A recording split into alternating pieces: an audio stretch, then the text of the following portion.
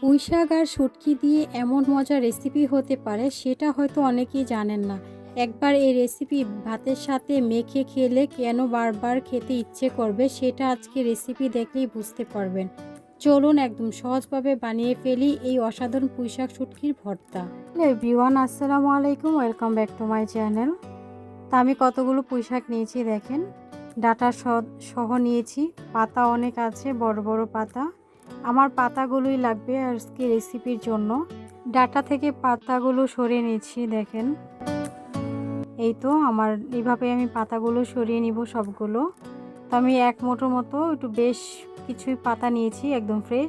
এখন পাতাগুলোকে উল্টে পাল্টে ভালোভাবে দেখে নিব কোনো পোকামাকড় আছে কি না।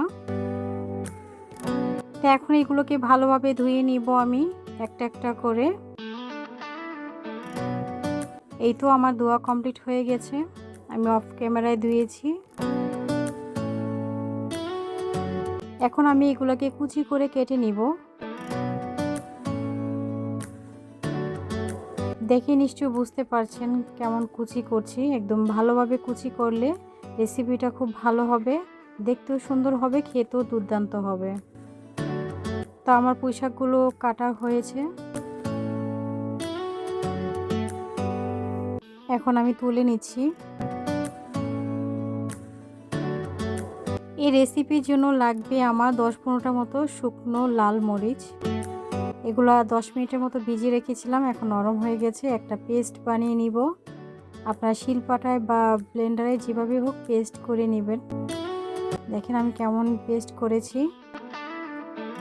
এখন 2টা শুটকি নিয়েছি, বড় সাইজের, একদম বড় বড় শুটকি 2টা নিয়েছি। যেহেতু আমি এটা শুটকি দিয়ে তৈরি করব, অবশ্যই দেখবেন আমি কিভাবে তৈরি করি। তা আমি 4টার মতো বড় পেঁয়াজ নিয়েছি আর নিয়েছি কতগুলো রসুনের কোয়া। এখন একটু মোটা মোটা করে পেঁয়াজগুলোকে কেটে নিব, কারণ যেহেতু ভর্তা মিহি কুচি করা কোনো প্রয়োজন নেই, একটু মোটা করে কেটে নিব।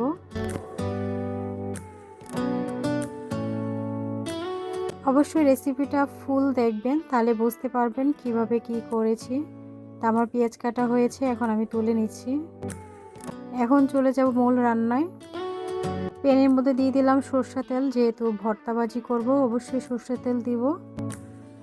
গরম হয়ে আসলে দিয়ে দিব পেঁয়াজ কুচি। এখন দিব স্বাদমতো লবণ, কারণ লবণটা পেঁয়াজের সঙ্গে দিলে পেঁয়াজটা দ্রুত সফট হয়ে যাবে। এখন একটু নেড়ে দিব।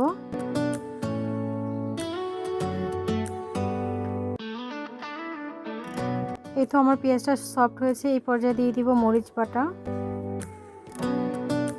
মরিচ বাটাটা দিয়ে এখন ভাজা ভাজা করে নেব কিছুক্ষণ।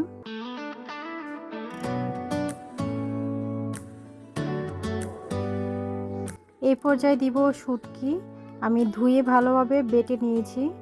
আপনারা অবশ্যই বেটে দিবেন, তাহলে খেতে ভালো লাগবে। কারণ এমনিতেও দিতে পারেন, কারণ দিলে কাটা থাকবে, যাতে কাটা না লাগে এইভাবে বেটে দিবেন বা এটা মিহি পেস্ট করে দিবেন ব্লেন্ডার জারে। তো আমি শুটকিগুলো দিয়ে ভালোভাবে মিশিয়ে নিচ্ছি। সবগুলোকে একটু ভাজা ভাজা করে নিব। এই পর্যায়ে দিব কিছু পেঁয়াজ থেতো করা, এটা আমি আদা থেতো করে দিয়েছি। এখন দিব 1 চামচের মতো হলুদের গুঁড়া। এখানে হলুদের গুঁড়োটা অবশ্যই বেশি দিবেন, তাহলে ভালো লাগবে। দিব 1.5 চামচের মতো মরিচের গুঁড়া। আর কিছুই দিব না এটার মধ্যে, মশলা বলতে এই দুইটাই দিব। মশলাটাকে একটু ভাজা ভাজা করে নিব তেলের সঙ্গে।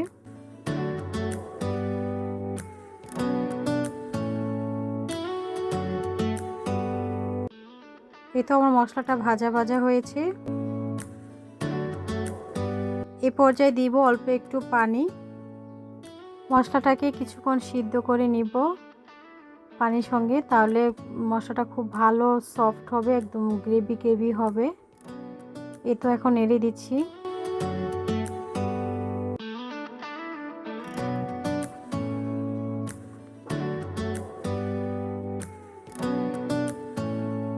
এই পর্যায়ে অনবরত নাড়ায় রাখতে হবে মশলাটাকে, কারণ নিচে লেগে যাওয়ার সম্ভাবনা থাকবে। আমার মশলাটা খুব সুন্দরভাবে কষানো হয়েছে, কালারটাও চেঞ্জ হয়েছে, তেলটা একদম ছেড়ে দিয়েছে। মশলা যত ভালোভাবে কষাবেন রান্নার স্বাদ দ্বিগুণ বেড়ে যাবে। খুব সুন্দর একটি কালার হয়েছে। এই পর্যায়ে দিয়ে দিব পুঁইশাক পাতাগুলো। আমি যেভাবে রান্না করেছি, যে প্রসেসে রান্না করব না কেন, আপনারা সেমভাবে করবেন, আশা করি ভাত দ্বিগুণ খাবেন। এখন ভালোভাবে মিশিয়ে নিব মশলার সঙ্গে পুঁইশাক পাতাগুলোকে।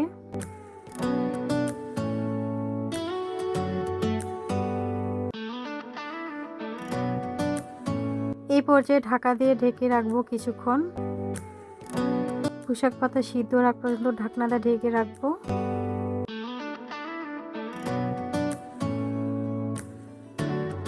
এই তো ঢাকনা খুলে এখন আবার নেড়ে দিব।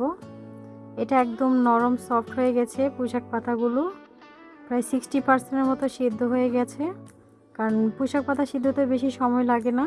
এই পর্যায়ে দিয়ে দিব রসুনের কোয়া।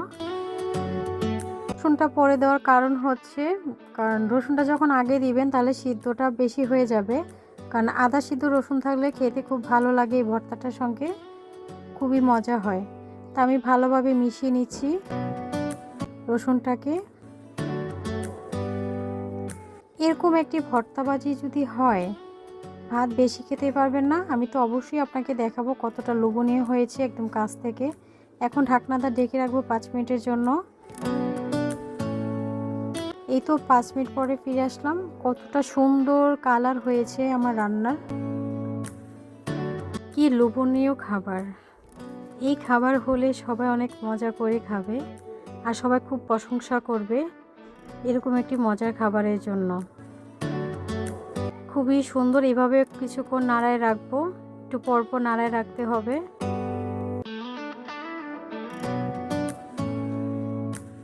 অনেক সুন্দর পারফেক্ট হয়েছে, দেখেন আমি কাছ থেকে আপনাদেরকে দেখাচ্ছি, আর সার্ভ করে অবশ্যই দেখাবো এবং খেয়ে এবং রিভিউ দিব আপনাদের কেমন হয়েছে। দেখেন কতটা লোভনীয়, কতটা সুন্দর কালার হয়েছে। এই পুঁইশাক পাতার ভর্তা হলে আর কিছুই লাগবে না, সবাই তো ভর্তা পাগল হয়ে যাবে। এরকম একটি মজার ভর্তার জন্য সবাই রিকোয়েস্ট করবে বানিয়ে দেওয়ার জন্য, আর রেসিপি চাবে আপনার কাছ থেকে কিভাবে তৈরি করেছেন। তো আমি কিছু ভাত নিয়েছি, অবশ্যই খেয়ে আপনাদেরকে রিভিউ দিব কতটা মজার, কতটা লোভনীয় ভর্তা।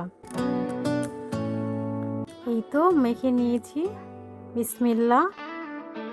উফ, কি যে দারুণ পারফেক্ট হয়েছে।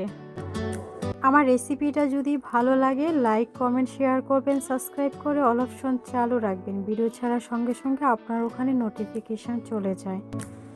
তো এরকম মজা মজা রেসিপি পেতে আমার সঙ্গে অবশ্যই থাকবেন। আল্লাহ হাফিজ, আসসালামু আলাইকুম, থ্যাংকস ফর ওয়াচিং।